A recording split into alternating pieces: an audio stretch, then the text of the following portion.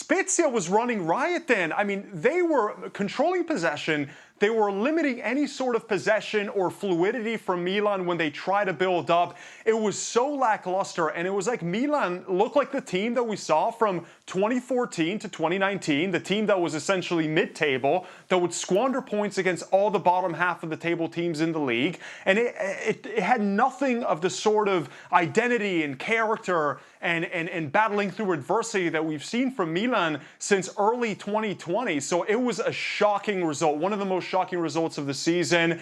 But then again, I mean, this is a Spezia side, Dan, that is really doing this to some of the best teams in Serie A. They're incredible what they've been able to do on a shoestring budget, but there's no excuses for Milan. You had a great chance with Juventus dropping points and Inter having a tough match against Lazio to further your lead at the top of the table, and you go and drop points against Spezia. It's okay to drop points against Atalanta and Juventus, but Spezia, a team that just came up from Serie B for the first time and that has a lot of players that have never even played top-flight football, it was absolutely shocking. Jurgen, just picking up on that point, I imagine your coaching days, you must have had similar scenarios. Everything's going great in training. You go into this match full of confidence, thinking that everybody is on form, and then it all plays out, just a 90 minutes of a disaster. What's that like from a coach's perspective? It drives you nuts if you're the coach in that moment. But it's just like it proves that you're not a robot. You're not kind of going every time 200 miles an hour, and not every time things work out perfectly. You're just a human in it as well. And when they go, a team like AC Milan being on top of the league right now, when they go to Spezia, and they feel confident, they feel good, they have good training sessions, they're in the flow. The key of every game is the first 10, 15 minutes where you have to accept the physicality of the game. You have to be ready for every one-on-one battle first before you actually find then your playing rhythm. And that sometimes it's the wrong feeling that you carry into a game, and it punishes you then. You get punished because once you are kind of running after yourself, in terms of finding the rhythm, and you don't get it because the other team, they are just on you. They are feisty. They go for every challenge there. Then it's difficult, and then these results happen. And it's something that can always happen to you. But it's like Stefano Pioli said it rightfully. So it kind of went exactly the opposite direction of what they thought would happen.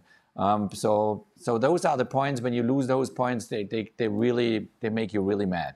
And that's the thing, Matteo. What has defined Milan so far this season is that they have beaten the teams that they should have beaten. That has put them in this position. So the question, I suppose, after yesterday is this an anomaly, or is this a sign of things to come? I think it's an anomaly because the sign of things to come would have been really in the last 2-3 months when they were without half their starting 11, when Zlatan Ibrahimovic missed basically half the games. Remember, Zlatan Ibrahimovic is a huge reason why Milan suddenly feel like they have this willingness to battle through adversity. He's so intimidating on the pitch. He's constantly staring down his teammates. So you would have thought that the bad period for the club would have come in December and January, but not now. Now that you have Hakan Çalhanoğlu back, who played a very poor game, even though he was one of the most important players. Ismail Benacer, who's been really struggling with so many different injuries, who, when he's fit, he's one of the best deep-lying playmakers in the league. And, of course, Zlatan Ibrahimovic up front and your best defensive unit. They'd had to play fullbacks in the past at center back. So it's just so strange that it happens now with a full squad. So because of that, Dan, I feel like this is just an anomaly because it's not like this is a blip where Milan have only done well for the last month and it was just a period of good form. They've been doing well since January 2020, so I don't think that this is anything more than just an anomaly, and I feel like they'll get back on track because they've shown us that they have the willingness to really battle when things are tough, which they didn't have, by the way, for that 6-year stretch when they couldn't even qualify for the Europa League.